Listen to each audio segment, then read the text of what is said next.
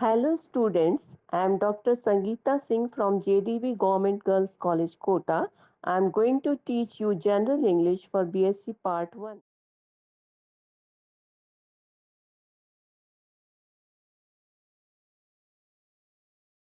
Hello students, welcome to another video. This video is going to share with you the concluding part of Baron-Pommick's ailment and the introduction part of the next chapter, drought. In our last video, we had seen that Barin tries to put back the stolen clock into Pullak's luggage, but he could not do this because at the same moment Pullak enters the scene. Now, as I have given you the PDF of the text, I will not be teaching the chapter slide by slide, but instead I will explain page by page. So if you have got the book by now, please open the page number 50 of the book. If you don't have the book, please look at the page 50 of the PDF which I have shared with you recently in our WhatsApp group. Please open the page number 50. Now I shall start the summarized explained notes about page number 50. Remember, these are explanations and not the text. So, Baron-Pommick's ailment, page number 50. In this first half of this page, number 50, we see that Baron wants to get back the peace of mind and to get rid of his malady. So he instantly returns back the stolen clock to Pullak, who is so much stunned by all this that he is almost turned into a statue. Baron now confesses the theft and reveals how he stole the clock in Pullak's absence. Pullak's face is changed because of the expressions of anger. Baron now explains how he was suffering from an illness. He tells that it was a mental sickness, an urge to steal the things around. Pullak was astonished to listen all this. Everything was so unexpected that Pullak could not say anything except thanks. It was unbelievable to get the clock back in the same scenario of the train compartment. So here our page number 50 is complete with notes. Now notes about the last part of the story, that's page number 51. As soon as Baron returned the clock, he felt so much relieved that he started singing in the bathroom, and he felt that the melody in his voice has been restored. Here the scene changes after the first 4 lines.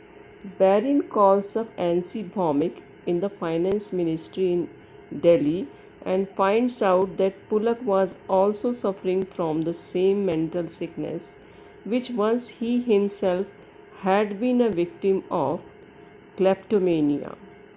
He is shocked to know that Pullak had stolen from his suitcase some valuable goods like a wallet full of notes, a pair of binoculars, a whole carton of cigarettes. Now, Baron will never forget this word, kleptomania, which he earlier was trying to recollect. This is the end of the story. From the book or the PDF, you can have a look at the summary and glossary along with some exercises. Here we end this chapter and will begin with the new one in this very video. Today we are also beginning a new chapter named Drought. The famous writer of this story is Sharatchand Chatterjee. I have provided its PDF in our study groups. Some of you might have also got the book by now. I'll brief the notes page by page. Let's begin with the first page, that's page number 85. First we shall have the introduction of the writer. Introduction to the writer. Sharat Chand Chatterjee was born in a very poor family in 1876. He went to Burma in 1903. His first published story was Mandir. Most of his writings depict rural Bengal society of late 19th and early 20th century. Let's begin the story now with page number 85-86. Notes for page number 85 and 86. In a small village called Kashipur, there lived Gafur, a poor weaver, with his daughter Amina. The village priest Tarak Ratna scolds him for not taking care of the bullock Mahesh. The poor weaver, Gafur, did not have resources to feed it. He could neither let it loose to graze itself because it might enter into someone's field and harm their straw or paddy. Notes page number 87. Gafur tells Tarak Ratna why he didn't get his share of straw this year. He describes his pitiable condition regarding his tattered hut and the bullock's hunger. The bullock Mahesh was not given anything to eat. Gafur implores Tarak Ratna to lend some hay so that Mahesh could be fed for a day or two, but Tarak Ratna refuses. Notes page number 88. Gafur goes near the bull and talks to it affectionately, patting its neck and back. He then takes out some old discolored straw from his hut and offers Mahesh to eat it. Gafur's daughter Amina has been noticing all this, hence she grudges that the wall will crumble without the straw. Gafur remains silent at this. Notes page number 89. Amina offers rice to Gafur. His bull Mahesh has not returned since the day before. Amina tells him that Manik Ghosh has sent Mahesh to police pen because it had entered his garden. Page number 89 is continued here. She informs Gafur that the police will sell it to cattle market after 3 days.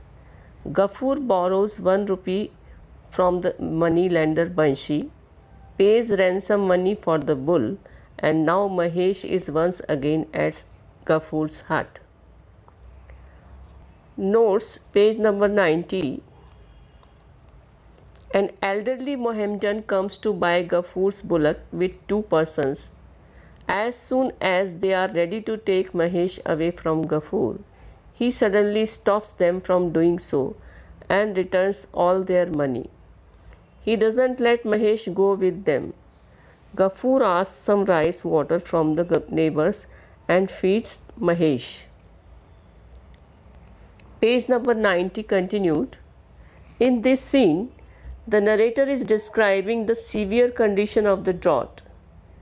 It is the month of June and scorching heat is prevailing everywhere. There can be no sign of the soft clouds in the sky.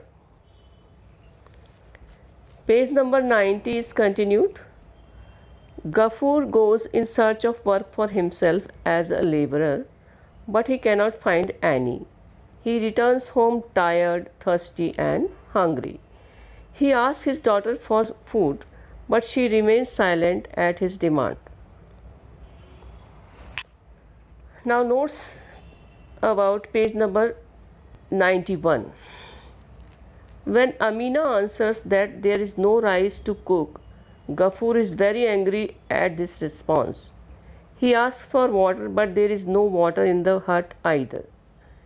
In his rage, he scolds, abuses, and slaps his daughter Amina, who, without saying anything, leaves for arranging some water. Page number 91 is continued. We see Gafur in remorse after this, We see Ghafoor in remorse after his ill treatment to the motherless daughter Amina. Due to the drought, 3 tanks of the village had dried up. A few holes had been dug at the bottom of the other tanks, but due to the big crowd, Amina might not have got even a little water. Notes, page number 92. In this scene, we see that the landlord has called for Ghafoor, but he does not reply obediently to the messenger as was expected by the landlord. Instead, his comments are based on logic. His bull Mahesh had broken loose from the tether and had done some harm to landlord's flowers and corn. It had hurt his youngest daughter also. Before all this, Ghafoor was forgiven many a times for encroachment by the bull because he was poor. This time also he would have been forgiven, but as he had said that he was nobody's slave, he is punished. In the next scene, we see that page number 92 is continues. Page number 92 is continued. Amina is fallen prostrate. The pitcher is tumbled over and Mahesh is lapping up the water as it was flowing on the earth. Notes, page number 93. At this sight, Ghafoor cannot control himself and in his fury he strikes the flowhead violently on the bent head of Mahesh, the bullock. Mahesh falls down and dies. Amina bursts out weeping. The body of Mahesh is carried away by the tenors. The neighbors inform Ghafoor that the landlord has sent for Tarak Ratna to ask for his advice regarding the penance for killing of a sacred animal. In the next scene, we see that in the dead of the night, Ghafoor is rousing his daughter to go to Fulbury jute mill. At the end of the story, we see that Ghafoor is all alone, with his daughter, and is leaving the village. This is the last page, page number 94. When he comes out of the yard and is near the acacia tree, he cries out loudly to Allah and implores him not to forgive the landlord for not giving grass and water to his bullock Mahesh.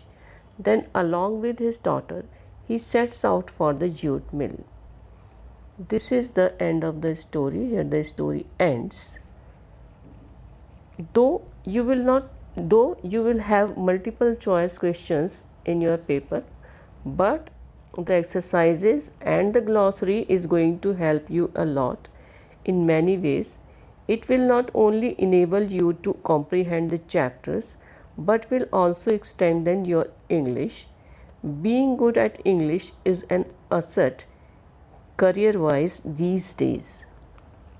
However, for your convenience, I have prepared some questions for you. These are sample questions. You will find the answers in these notes.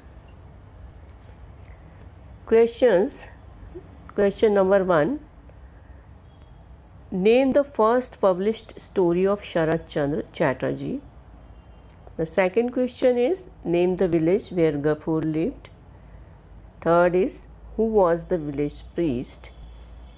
The next question, number 4, what was the name of Ghafoor's bullock? And the last, number 5, is, from where did Ghafoor take out the straw to feed Mahesh?